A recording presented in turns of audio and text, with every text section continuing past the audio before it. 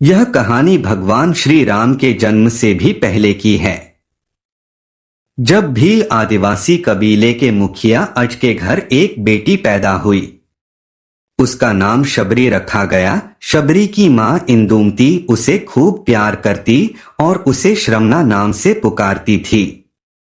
बचपन से ही शबरी पशु पक्षियों की भाषा समझकर उनसे बातें करती और जब शबरी की मां उसे देखती तो कुछ समझ नहीं पाती थी।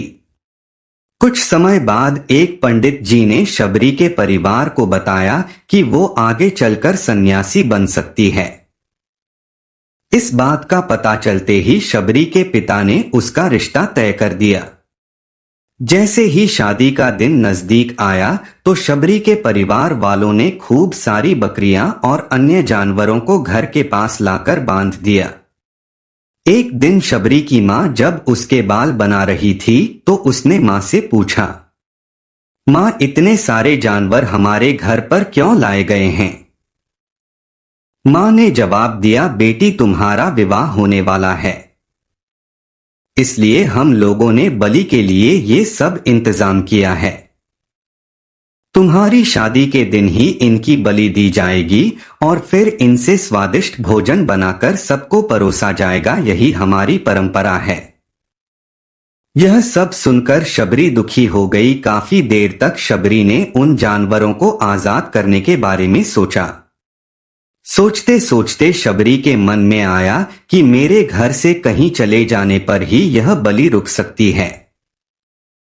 जब मैं ही नहीं रहूंगी तब न विवाह होगा और न ही बलि होगी, इससे मासूम जानवर बच जाएंगे। सोचते सोचते शबरी उस जगह पर पहुंच गई जहां पर जानवरों को रखा गया था। एक बार उसने सोचा कि उन्हें खोल देती हूं, लेकिन वो ऐसा कर नहीं पाई। उसके बाद शबरी जंगल की तरफ भागने लगी। भागते भागते शबरी ऋषिमुख पर्वत पहुंच गई। वहां पहुंचकर उसने देखा कि यहाँ तो हजारों ऋषि रह रहे हैं। शबरी को लगा कि वो भी इसी जंगल में किसी तरह इन ऋषि मुनियों की सेवा करके अपना जीवन व्यतीत कर लेगी। वो भी चुपचाप उसी जंगल के एक हिस्से में झोपड़ी बनाकर रहने लगी। शबरी रोजाना चुपचाप ऋषि मुनियों की झोपड़ी के आगे झाड़ू लगाती और हवन के लिए लकड़ियां भी लाकर रख देती थी। ऋषि मुनियों को समझ नहीं आ रहा था कि इस जंगल में उनके काम अपने आप कैसे हो रहे हैं।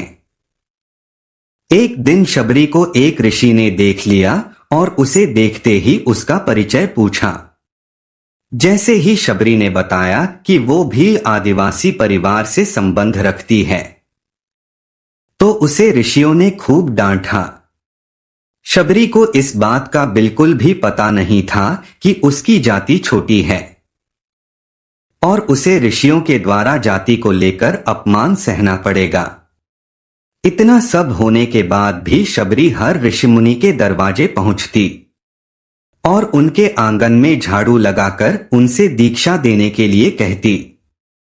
हर कोई शबरी को उसकी जाति की वजह से अपने आश्रम से भगा देता था। ऐसा होते होते काफी समय बीत गया और एक दिन शबरी मतंग ऋषि की कुटिया में पहुंची। वहां पहुंचकर शबरी ने मतंग ऋषि को बोला कि वो उनसे दीक्षा लेना चाहती है। उन्होंने खुशी खुशी उसे अपने गुरुकुल में रहने दिया और उसे दीक्षा देने लगे। वह शबरी को भगवान से जुड़ी हर बात बताते रहते। शबरी ने भी अपने गुरु मतंग ऋषि की सेवा करने में कोई कसर नहीं छोड़ी। वो गुरुकुल के भी सारे काम करती थी। शबरी से खुश होकर मतंग ऋषि ने उसे बेटी मान लिया। समय के साथ मतंग ऋषि का शरीर बूढ़ा हो गया। उन्होंने एक दिन शबरी को अपने पास बुलाया और कहा, बेटी, मैं अपना देह त्यागना चाह रहा हूं। बहुत साल हो गए इस शरीर में रहते रहते। शबरी ने दुखी मन से कहा, आपके ही सहारे मैं इस जंगल में रह पा रही हूं। आप ही चले जाएंगे तो मैं जी कर क्या करूंगी? आप अपने संग मुझे भी ले जाइए, मैं भी देह त्याग दूंगी। मतंग ऋषि ने जवाब दिया, बेटी, तुम्हें चिंता करने की कोई जरूरत नहीं है। राम तुम्हारी चिंता करेंगे और राम ही तुम्हारा ध्यान भी रखेंगे। शबरी ने राम का नाम सुनने के बाद पूछा वो कौन है और उन्हें मैं किस तरह से ढूंढूंगी। मतंग ऋषि ने बताया राम कोई और नहीं भगवान है, वो तुम्हें सारे अच्छे कर्मों का फल देंगे। तुम्हें उन्हें ढूंढने की कोई जरूरत नहीं है।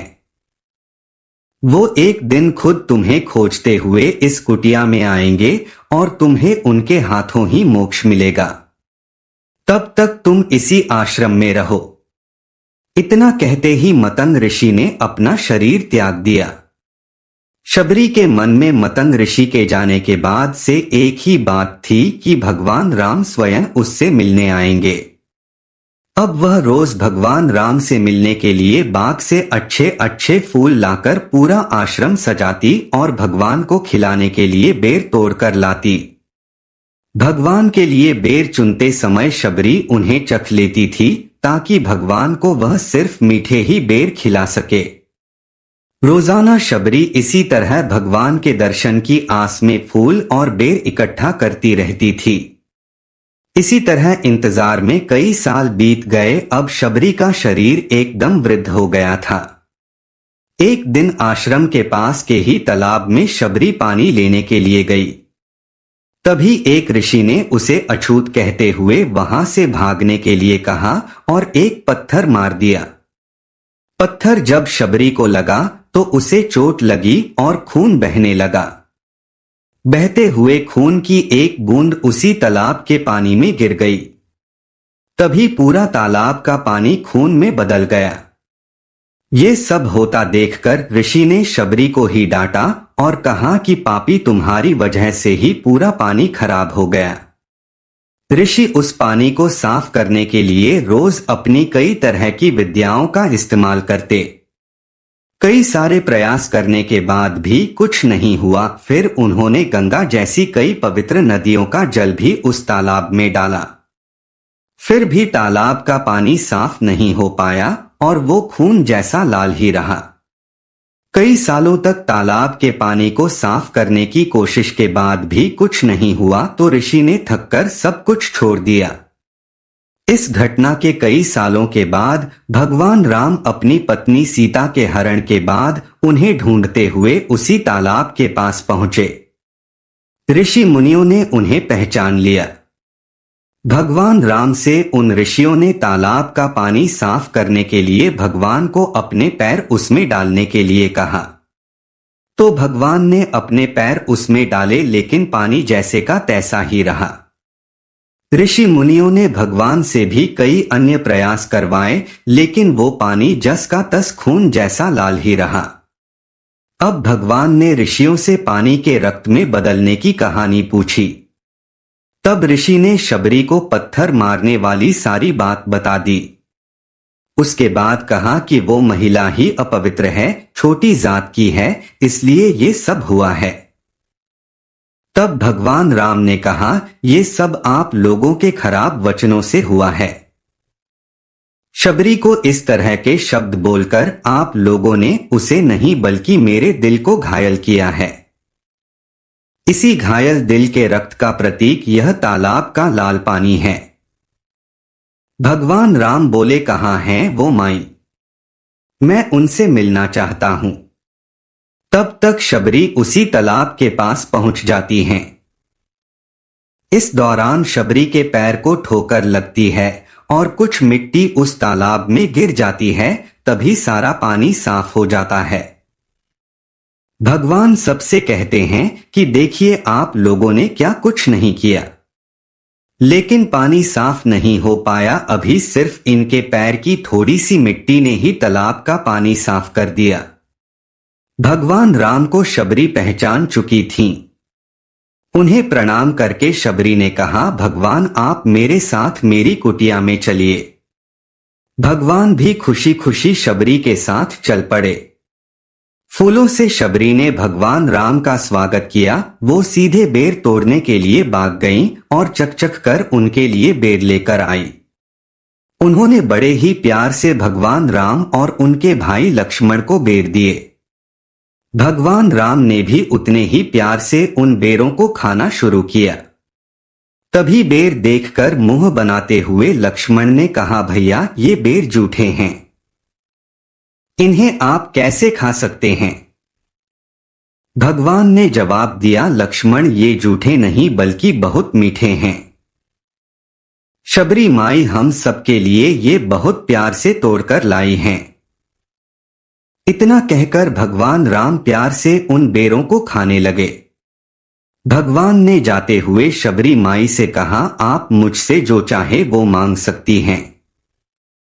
शबरी ने उनसे कहा, मतन ऋषि के कहने पर मैं आज तक सिर्फ आपके दर्शन करने के लिए जी रही थी। अब आप मुझे मोक्ष प्रदान कीजिए। मैं अपना शरीर आपके सामने ही त्यागना चाहती हूँ। और उसी वक्त शबरी ने अपना शरीर त्याग दिया। भगवान राम ने अपने हाथों से उनका अंतिम संस्कार किया और माता सीता की खोज में आगे बढ़ गए। इस तरह से ऋषि मतंग की बात सच साबित हुई और शबरी को भगवान राम के दर्शन भी हुए। तभी से भगवान राम को शबरी के राम भी कहा जाने लगा। आपको यह वीडियो कैसा लगा कमेंट में जरूर बताएं। मिलते हैं एक नए वीडियो के साथ।